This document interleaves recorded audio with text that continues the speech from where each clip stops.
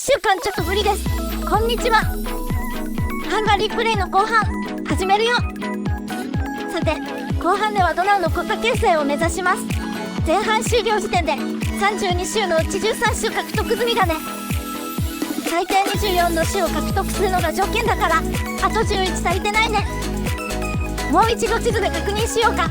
赤枠部分は未征服で、緑枠が獲得済みの州だよ。いろんな国と戦う必要があるね。対戦国をまとめるとこちらになります。対戦国が全部列強で、イギリスとスペイン以外のオールスターだね。なんか大変なのは分かったね。じゃあ確認した状況を踏まえてこちらの方針でプレイを進めるよ。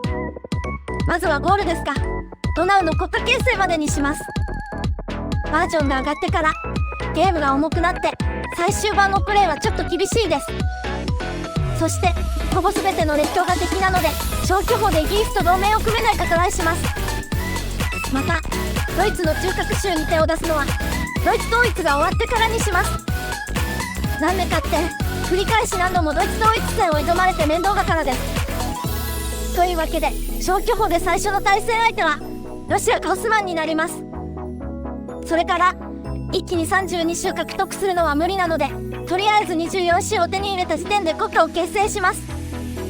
あとは余力があれば残りの州も獲得してドナウの完全体を目指しましょう。はい、以上で方針説明は終了です。ではそろそろ後半プレイ始めましょう。ではプレイを再開します。まずはパート1の最後に獲得した州を確認しようか。ここだけ主要文化が北イタリアで社会不安も高いね。内務機関のレベルを上げて分離運動を抑制したいけど上限が1で上げられないね。保障された自由の反対が少なくて制定できるけど武力鎮圧できなくなるからな。今は武力鎮圧で社会不安を抑えよう。消費税を外して富国を設定します。研究も見直します。内務機関のレベル上限が上がる。中央公文書館、これを最初に持っていきます。内務機関のレベル上限を3にする身分証明書まで社会の研究優先で予約を入れ替えました。それから補助金をジャブジャブ設定して、最後の仕上げに完全分離の制定で宗教による差別を撤廃します。これだけやったら分離は抑えられるよね。見直し完了です。では時間を進めましょう。おや、イベントですね。一番上が大統領共和制に即時変更で、残りは君主制のままどこの王家から王を引っ張ってくるかの選択だね。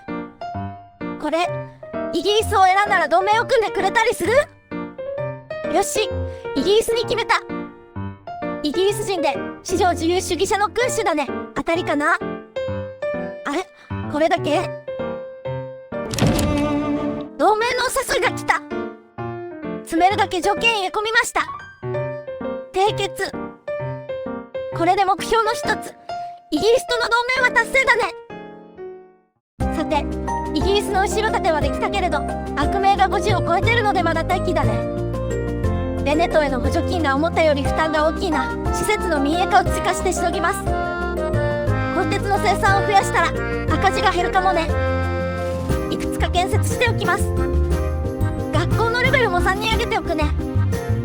完全分離の制定大成功。社会不安はとりあえず50を切ったしもう大丈夫かな。保障された自由制定しちゃうね。制定前に中央公文書館が間に合ったよ。内務のレベルを上げようね。そして保障された自由が可決。急進派対策はこのくらいで良いかな。ロシア対イギリスが発生したね。どうしようか悩んでたら参戦要請来てった。仕方ないのでベッサラビアの征服で参戦します。ほぼイギリス任せになるだろうけど良い機会なので陸軍と海軍を少し増やすね。直接国境が接してないから今回の主戦場はチェルケスなんだね。というわけでチェルケスに派兵します。開戦です。チェルケスからベッサラビアまで進軍しないとね。ベッサラビアが手薄になったら上陸できるように海軍を上陸ポイントに送っておくよ。ちょっとだけ防衛軍がいるけど行ってみるか。チェルルケスに軍が集まっている隙にベサービアに直接上陸します。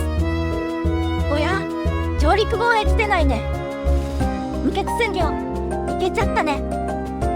そしてこの後の戦線の維持はイギリスさん頼りです。でもなかなか降伏してくれなくて結局首都まで進軍してます。勝利。港がないじゃん。建設デバフで229周かかるけど仕方ないので作ります。さて、不足気味のガラスと鋼鉄を増産して収支を改善させるよ。それから保険の制定で生活水準を上げて急進派を抑え込むよ。編入の進捗も半分を超えたね。なんとか分離させずに編入できそうだよ。クラフト紙の製造が始まった。収支もだいぶ改善したね。紙の生産量が増えて黒字化したら次は大楽の増築だよね。おっと、悪名減ってきたから仮想ご投資のお誘いが来たね。もちろん締結。ドイツ対イギリス。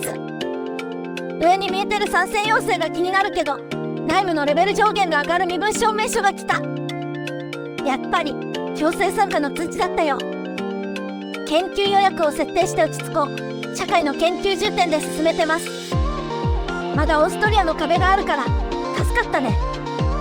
国境がドイツに接していたら危なかった。まあちょうどいい機会なので3つ目の軍を編成しておくよ。法の制定も再開します。次は給品法で。改正しました。ドイツ統一前だから何も請求していません。ハンガリーへの上陸は来てないし放置でいいよね。修正したね。コーポアティズムがアンロック。これでまた急進派が減るね。さて、悪名も減ったしオーストリアからドイツ中核州以外の必要種を回収します。もう軍隊の数は逆転しているから介入がなければ楽勝だね。あ、ロシアが来た。では対抗してイギリスを召喚。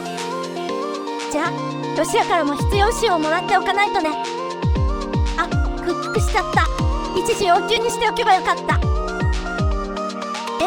もう万博開催できるの？早くない？おう、イギリスさんが早くロシアから必要種を獲得しなさいって。ではさっき取り損ねたドブルジャを請求するよ。今回はロシアと国境の戦線があるね。開戦です。アメリカも味方なので余裕だね。給品法の制定大成功。次は労働組合法を改正して過激な政治運動を抑制するよ。あ、ハンガリーがロシアと戦っている裏でオーストリアがドイツの国旗で塗入されてるね。勝利。ロシアからの州の回収は完了だよ。ドイツさん、リーダーシップ戦争の直後に統一戦で連戦してるね。これが終わったら暇を持て余したドイツが敵側で参戦してくるようになりそうだよね。決めた。挟み撃ちにされないように今のうちにオスマンから州を回収します。戦線は3つ。ちょうど陸軍の数と一緒だね。イエイ。国有労働組合の制定大成功。これで保険の導入で生活水準を上げれば体制派が爆増だね。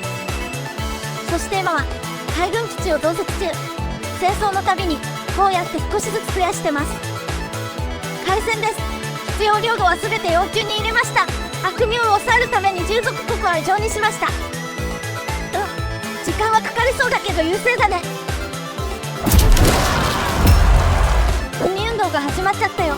戦争すると社会不安が増える感じなのかな。まだ 80% 未満だからなんとか抑え込めるかな。後から増えた施設にも補助金をジャブジャブつぎ込むよ。重工業の建設で追加の投資も入れてみるよ。あとは分離運動が激化する前に戦争を終わらせないとね。フェミニズムが安楽。そして分離運動も収束したよ。次は生産と軍事を研究予約に入れるね。そして戦争の方は戦線を押し上げ始めたからあとちょっとだ。公共健康保険の制定大成功。保険のレベルを3まで上げます。そして勝利。残りは西側のドイツ領だね。次のドイツ戦に備えて陸軍の追加を始めます。最低でも300大隊必要かな。700だドイツ戦の準備できてないよ。賞賛って誘ってるんだよね。信じてるよ。うわ、悪名百超過ペナルティの懲罰戦争じゃん。敗戦したけどこれ勝てないよね。すいません、ちょっと巻き戻します。はい、戦争目標の設定からやり直してます。どうせ勝てないので領土の請求をやめました。勝ち合いは強く当たって、あとは流れで降伏します。ノーダメージで切り抜けたね。ドイツには全く歯が立たなかったね。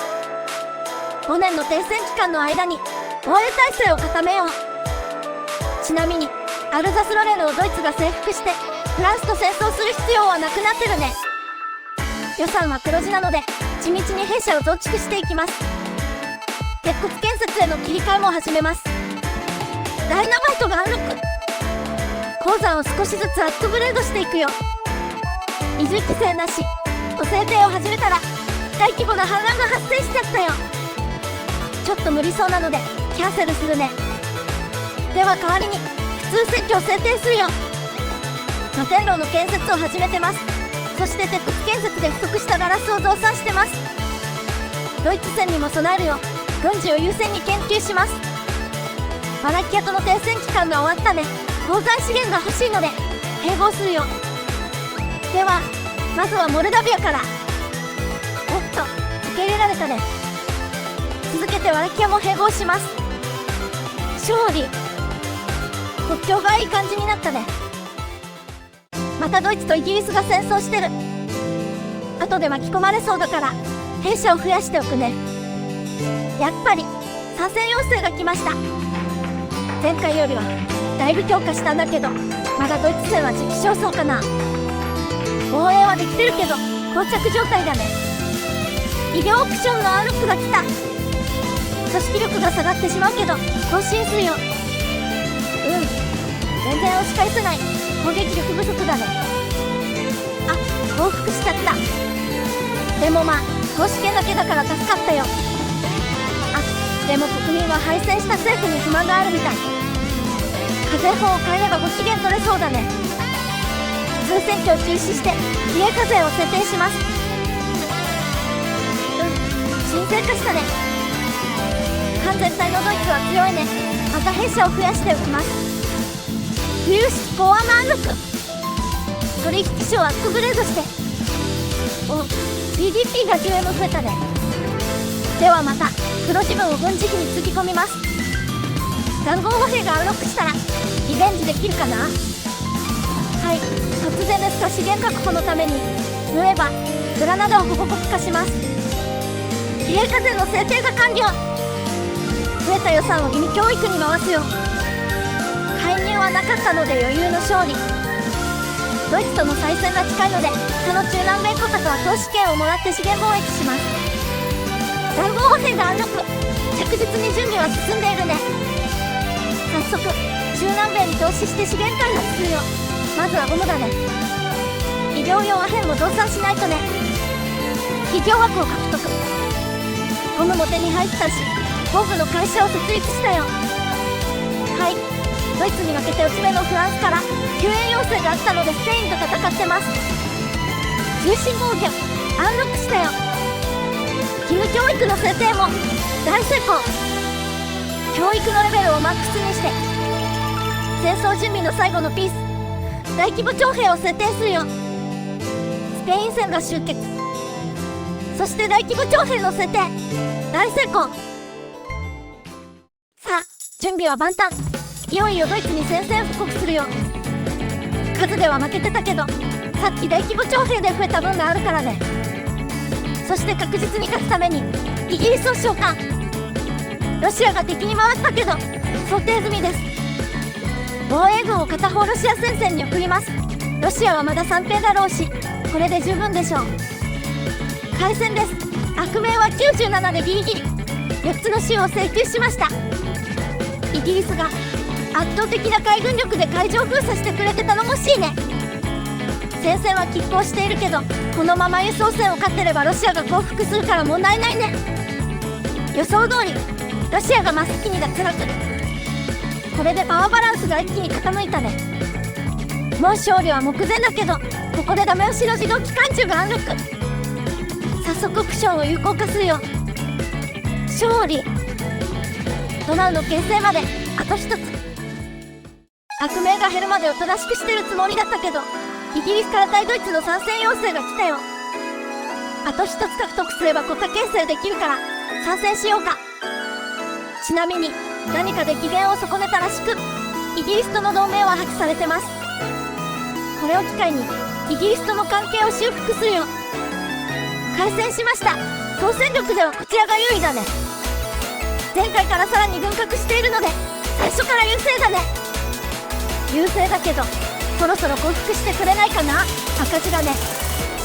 やっと終わった。24種獲得できたよ。